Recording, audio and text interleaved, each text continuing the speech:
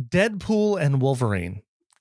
I think the title alone is going to dictate for most people whether or not they rush out and see the movie right away in the theater, or if they are not going to care less about it. But either way, I'm here to give you the highs and lows of this film and my thoughts, my review today on You're Watching a Movie with Silas Lindenstein. You're watching a movie with Silas. I'm going to be honest.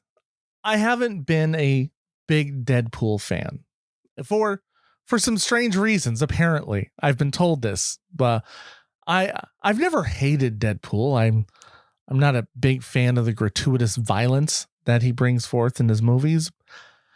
But it's the thing that I don't like about it is the trademark thing that everyone loves.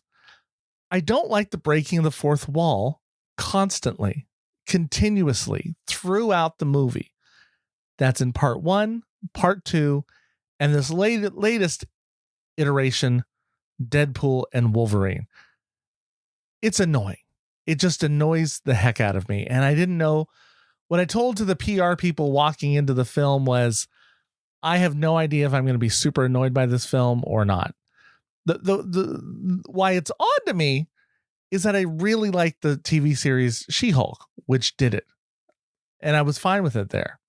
And at the end of the movie, I think what I came to was I like that device in a 30-minute comedy, not in a full feature-length film. I think that's it. And it's not even to say I didn't like the movie. I just found that part super annoying. In fact, I was so riveted by the actual plot of the movie that it irritated me even more. Because as they would break out to make Ryan Reynolds, Deadpool, and very much often it seemed like Ryan Reynolds just wanted to make a crack. I wanted them to shut up so I could hear the story and continue on and quit reminding me that I'm watching a movie. I know I'm watching a movie. I'm not an idiot. Yes. Yes. Maybe I should just get over that. Of course, I'm watching a movie. I know I'm watching a movie, but I just don't like being reminded of it. And when the constant call outs to Disney and Marvel and things that don't make coherent sense if you were trying to talk to these characters in this given circumstances, when that keeps happening, and by the way, you are the only character that does it, I am distracted and I can't fully invest into the story. I can't give myself into that. However, if it's a thing that does not bother you at all, and you in fact like it and want to see more of that, you are going to think this movie rocks. You absolutely will. I got swept away in it, despite me not even liking that format, that twist to it. I got caught up, and I will say I have credit to the story. The story, I think, is super compelling. The characters are interesting. But Deadpool just annoys me. That's the thing. And it's called Deadpool and Wolverine, not even Wolverine and Deadpool. So you know that Deadpool's the focus of this, right? So that makes it a little more challenging. But let's break it down for you. Deadpool and Wolverine, rated R, action comedy, 2 hours and 7 minutes. Gotta say, that goes by really quick. Pretty happy about that. Written by Sean Levy, the director of the movie. And he wrote it along with Ryan Reynolds, Rhett Reese, Paul Wernick, and Zeb Wells. And yeah, directed by Sean Levy. The cast, Ryan Reynolds, Hugh Jackman, Emma Corrin, and Matthew McFadden. I think McFadden. The story. Here's funny. If you look at IMDb, here's what they put as the story. Wolverine is recovering from his injuries when he crosses paths with loudmouth Deadpool. They team up to defeat a common enemy. Pretty boring, right? And probably didn't want to give away much. I would think they would give enough away from the trailer, and they would put that in the description. But I also got to say that description's not entirely accurate. Like, why are you not even telling him what the movie's about?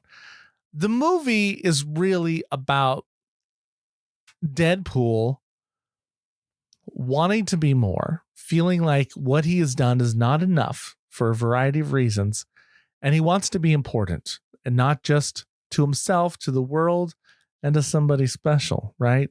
So he tries to join. He wants to join the Avengers and become part of there. Is that on his Earth or another Earth? I'm not sure completely. I'm just not, because I thought it was. I thought Deadpool was on Earth 616, which is the Prime universe, and that he went over to this other one and escaped. But then I read something that said it was the reverse, and so I'm really lost. Problem with multiverse stories, and this is a multiverse story, slightly, kind of, definitely. I will say, if you have not watched the Marvel TV show Loki, I feel like you're going to be lost in this, because one of the big parts of the movie is the TVA from that series, the time cops of sorts. And with, I don't know if they fully explain everything that happens in the film. I don't think they explain it all. I think you kind of need to have seen that show in order to fully get it. However, then I'm thinking, is Deadpool is just for the ultra nerds? He's always calling out Marvel and making jokes. So to get the humor of it, you kind of have to know everything that's going on. So maybe this is a film really geared toward the Marvel geeks, the geeks of Marvel, the geeks of Disney, the geeks of all of it. The more pop culture in general, I think the funnier this film is. So, and that's weird. I can both find something very funny and be annoyed by the product also. I do have that capability. So it is very funny. The callbacks are very funny. It's just, if I had the choice, I would just want to hear the story. Could you, like, I know he's sarcastic. Like, I feel like you could do it in a way without breaking the fourth wall and without always referencing real life and just tell these stories. I don't know why that's a necessary part of Deadpool, but maybe one of you can explain to me and why I'm deeply wrong. So the best things about this film, obviously what I've said, the story, the acting, Ryan Reynolds is terrific. Hugh Jackman is terrific. Emma Corrin's terrific. And the whole cast is pretty wonderful. Number two, along with the great acting from the surprises. There are surprise cameos. There are surprise parts in it, not just cameos, but full-on parts. They are surprising. And again, the more you know about the universes, the MCU and maybe the pre-MCU Marvel stuff and other things, the better these are going to be for you, these surprises. So the more you know, the better this is. And I had to explain to my wife later when I was telling her about something, an appearance of one of the characters, why that was extra funny or good. So it's, yeah. But these cameos and guest appearances that do not appear on the trailer are absolutely wonderful. And I can't imagine this film without them. The film builds around them so much. It's impressive that they've hid them for so long. And I'm not going to go and spoil it for you right now. You can go out there and find that if you want, but I think you should do yourself a favor and hold back and just let yourself enjoy it. Just enjoy it. Just enjoy the surprise. It's delightful. Then I'll say the action on it. I think the stunts are done really well. I think the special effects are great. Just runs through there. It's good action comedy. Like, you're there. You're going with it. What hurts it, the worst of this, like I said, the breaking the fourth wall. And I think fundamentally why I say that's the worst is because it doesn't let me fully invest when you keep cracking jokes. I mean, that has been a complaint about the Marvel, the Whedon modernization of the Marvel universe. While it was funny and good, the first one, but every time there's a serious moment, cracking a joke makes you not feel as deeply. And they've done that more and more. And this is just the ultimate use of that, right? Let me sit in some feelings so that it can stay memorable. Because as I said, I didn't remember the last films. I really had no clue. Like, I've watched the first two. I watched them late. I wasn't that into seeing them, but I did eventually watch them. But I can't tell you anything about them. I mean, a couple things, but they're just not that memorable to me. I just don't think doing those things doesn't make it stick in my brain. Are you like that too? Or am I the weird one? I'm fine being the weird one. But those are my big complaints about the film. And probably the fact that you probably have to know other stuff about it as a film. I think films should try to stand on their own, really. Even a trilogy. This is like the third of a trilogy. I feel like you should stand on your own. So find a way to bring in the exposition from what has happened, just a couple lines to catch everybody up.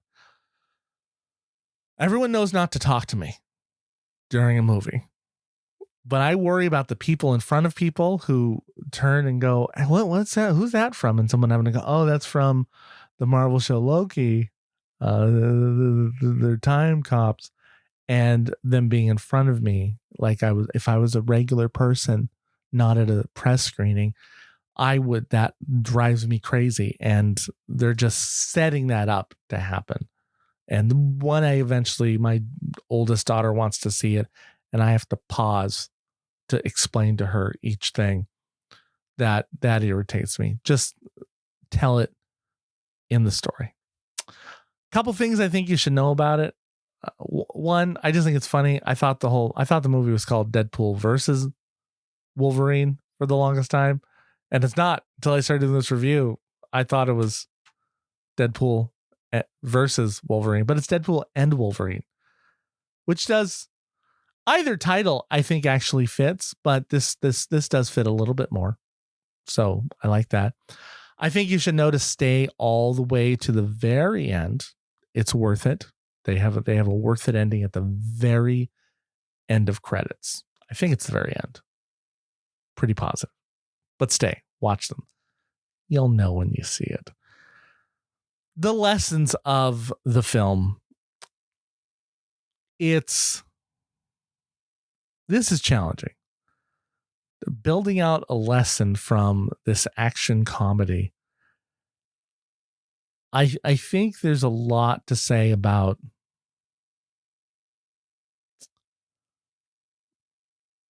being your best and also accepting who you are at the same time.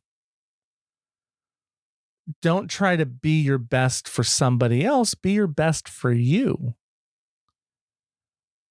And, and like all superhero films, like fighting for what's right, fighting for what's important, no matter how you are, how you're perceived. Help people and not just yourself. Common superhero themes. And yeah. Is it rewatchable? I don't know. I think I would watch it. I'd watch it with somebody, maybe. See if they think it's funny. Like how much they get the jokes in there. I could see that. I think if I wasn't watching with a bunch of critics who, with a bunch of just regular people who want to just have a good time, I might enjoy that more. I think there'd be a lot more laughter in there in the audience. So I might rewatch it with a crowd so that I can hear what kind of soul this film actually has. But it's not a film I'm probably ever going to try and watch again on my own. So that brings me to my verdict on it. Do I give this, my 3-scale system, love it, like it, or lose it? What do I give it?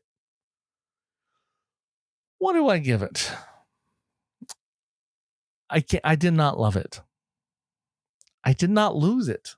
I did not say you need to skip this one. I don't think you need to see it. It's not going to change your life. But I got to say, if you're a Marvel fan, does this add to the story of what's going on? The main story? I don't know, but there's a chance. There's a chance I won't know for a couple years here whether this does fit in, because there is a chance that this could be important. They said a couple lines in there that were interesting in that sense. But I think I am going to give it a like it, because I was really compelled by the story. I did feel like that was interesting, and I can almost take out a bunch of the jokes. Like, I can like you and you annoy me. Like, that's friendship, right? So maybe I can be friends with Deadpool, but we're not going to date. Huh? Maybe that is that a good compromise? So I give it a like it. I don't know. People make fun of me if I do a like it minus, but I'll just give it a like it. I did. Look, there's another movie I had that I just said like it for, and I raved about it, and then I just gave it a like it in the end. So this is similar vein. I'm complaining about this a whole lot, but still giving it a like it, because it's okay. I had good company to see it, and it's nice seeing Hugh Jackman in the wonderful yellow Wolverine suit, which is completely explained and makes complete sense for this film, because there's multiverses. Again, can't do a film without a multiverse. Though there's a line in the film that indicates that they know that it's tiresome. So maybe it's going to be ending. So who knows? Who knows how much is this film involved with the others? I don't quite know yet. But I should note as well that there was signs that this might be the last Deadpool film in it. And I don't know if Ryan Reynolds is done with it completely or not.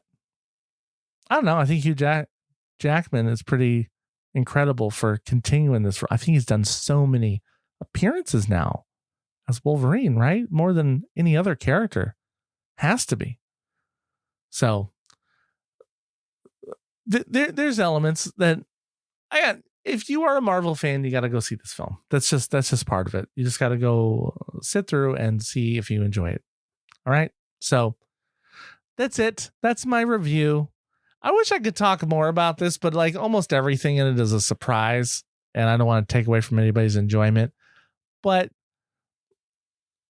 enjoy this story. It's grab some popcorn, and prepare to enjoy a movie, not a film. It's a movie. You're just going to enjoy it and laugh and go off and say that was a good time. And then maybe in 3 months, you're going to forget this film existed. Occasionally you'll pop up on Comic-Con and say from Deadpool and Wolverine. And you're like, oh yeah, I remember that film. This is how I felt about it. Yeah, that's as far as you're going. Is this going to win an Oscar? No, it will not. Ryan Reynolds did do a good job. Maybe People's Choice, maybe MTV Movie Award. I don't know. There's good chemistry between the two. They're obviously friends. Anyway, I could just keep talking, but so I don't want to do that. But I do want to know from you, did you agree or disagree with my review? What did you think? Are you a Deadpool fan? X-Men fan? What did you think of the movie? Tell me in the comments. Okay. Do that. And like and subscribe to the podcast or the video cast. Do that for me, please. And thank you for doing that. But mostly, I want to thank you for watching a movie with Silas Lindenstein. You're watching a movie with Silas Lindenstein. In the theaters you find this. So go and press play and rewind this. This feature is timeless. Love it, like it, or we lose it, can't find it. And we ain't keen on being reminded about the film if it isn't tough. We spend a lot of time at the cinema. It's just me and my friends, we watch plenty stuff. For movies, yeah, I've been above. all know for me don't make a difference. Love them. You're watching a movie with silence, Lindenstein in the theaters you find this. So go and press play and rewind this. This picture is timeless. Love it, like it, or we lose it, can't find it. And we ain't keen on being reminded about the film if it didn't hit. No, gotta lose it. Watch movies with my friends, bringing joy, that's the blueprint. So come on and let's do this. Leave pain behind us and relax your mind. Come watch a movie with Silas. Yeah.